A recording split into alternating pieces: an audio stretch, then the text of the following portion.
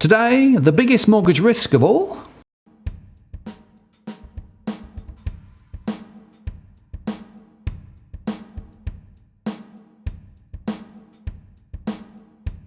Hello again, I'm Martin North, the Principal Analyst at Digital Finance Analytics.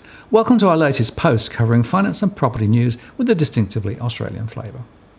Today I want to discuss further risks to households and banks beyond the well-rehearsed ones of high debt and falling home prices. There is a whole other set of risks which frankly are poorly understood and yet have the potential to be even more significant over the longer term. I'm talking about the risks relating to climate change.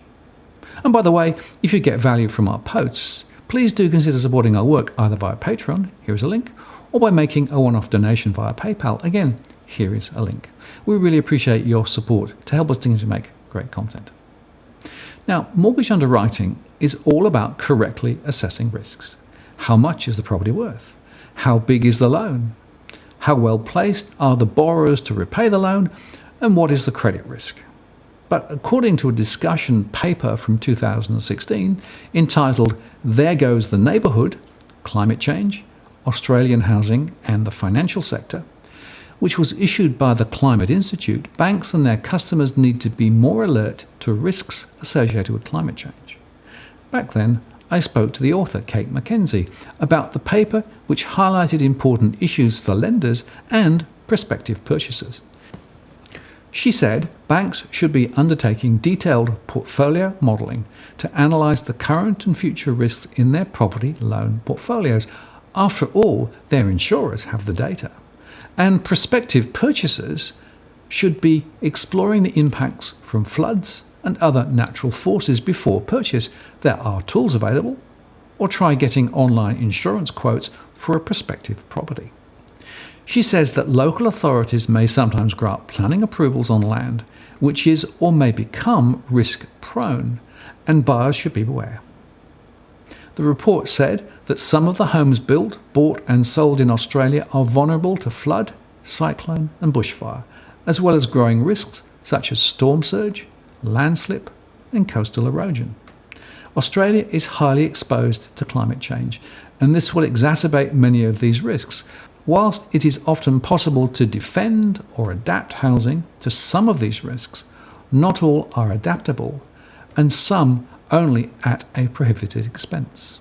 Unsurprisingly, individual buyers and residents are often unaware of risk levels, particularly rising levels of risk or emerging risks. Even when public authorities, financial institutions and other stakeholders possess information about current and future risk levels, they are sometimes unwilling and sometimes unable to share it with all affected parties. Thus, foreseeable risks are allowed to perpetuate and even to grow via new housing builds.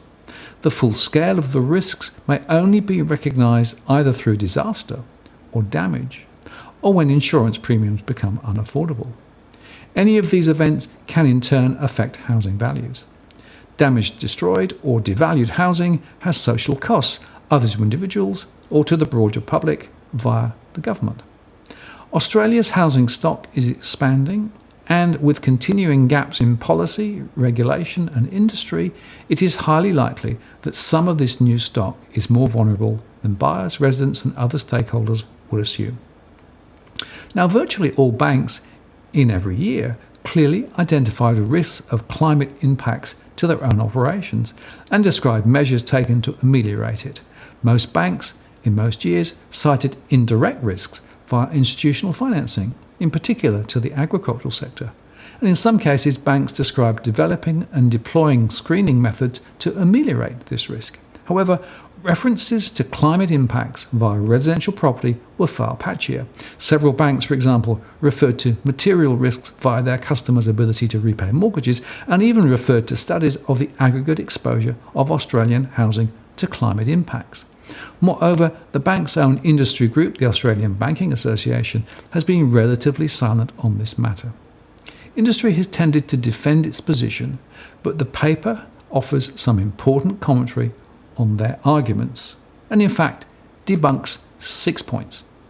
Firstly, property value is in the land, so it doesn't matter.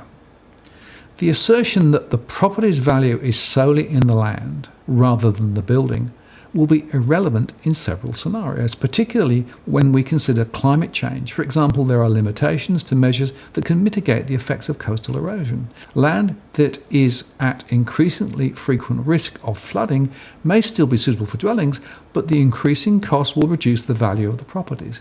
This has already been seen in bushfire-prone areas. Secondly, the idea that full recourse loans will protect the banks. Well, Australian mortgages are almost universally issued on a full recourse basis. Basically, this means that in contrast to some US states, borrowers can't simply hand back their keys to their lenders, thereby offloading their obligations. In Australia, the risks of property devaluation remains with the individual, while the banks are relatively protected from a scenario in which borrowers default on properties that become worth less than the amount of the outstanding loan. Thirdly, they've already incorporated it into their credit risk practices. Well, a review of Big Four bank submissions to the CDP, formerly Carbon Disclosure Project, revealed a broad range of approaches to physical climate risks in the residential mortgage portfolio.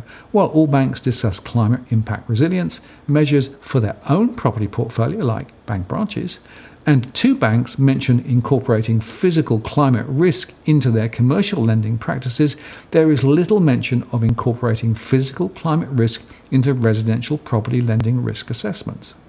Fourth, some say that the size and distribution of property portfolios means that it can't be a material risk for the big banks. Now, several banks have already disclosed exact amounts of provisioning following natural disasters. In fact, at least 3 of the Big Four banks have individually acknowledged there is some risk. Westpac has acknowledged in several CDP submissions that increased flood risk from climate change represents a risk to its mortgage and other loan assets.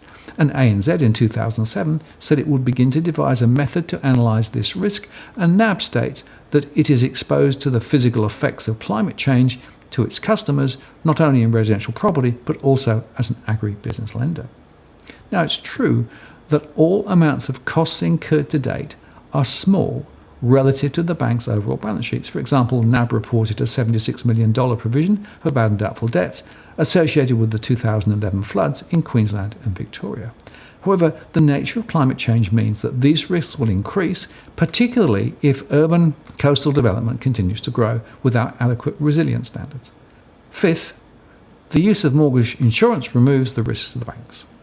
Well, mortgage insurance is taken up by banks to protect against loss from mortgage defaults, particularly where the loan-to-value ratios is high, or when the borrower is deemed high risk. Lenders' mortgage insurers, LMIs, are the providers of this cover. In terms of financial risk, LMIs will specifically not cover loss due to natural hazards.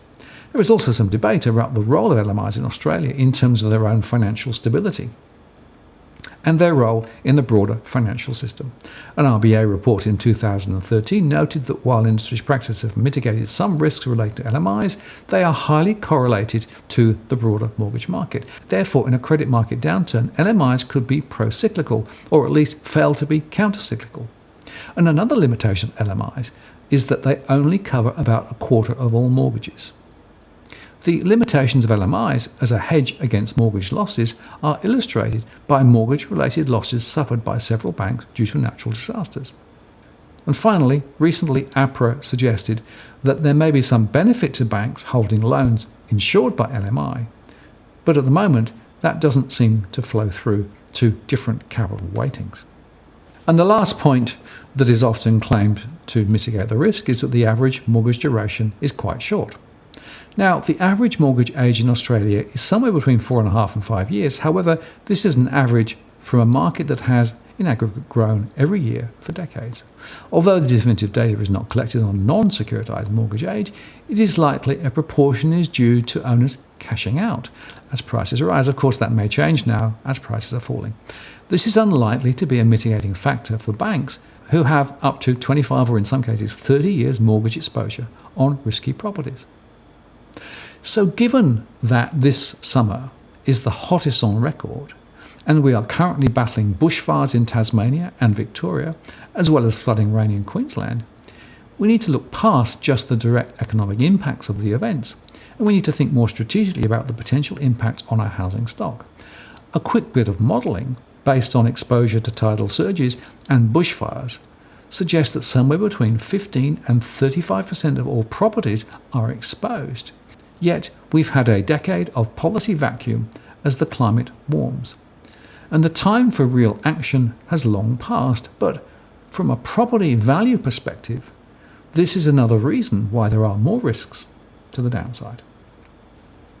If you found this useful, please do like the post and add a comment or question. I read them all. And if you've already subscribed, thank you. I really appreciate And if you have already subscribed, thank you. I really appreciate your support. And if you've yet to subscribe, please do so to receive future alerts. I'm Martin North, the Principal Analyst at Digital Finance Analytics. Many thanks for watching, and I'll see you next time.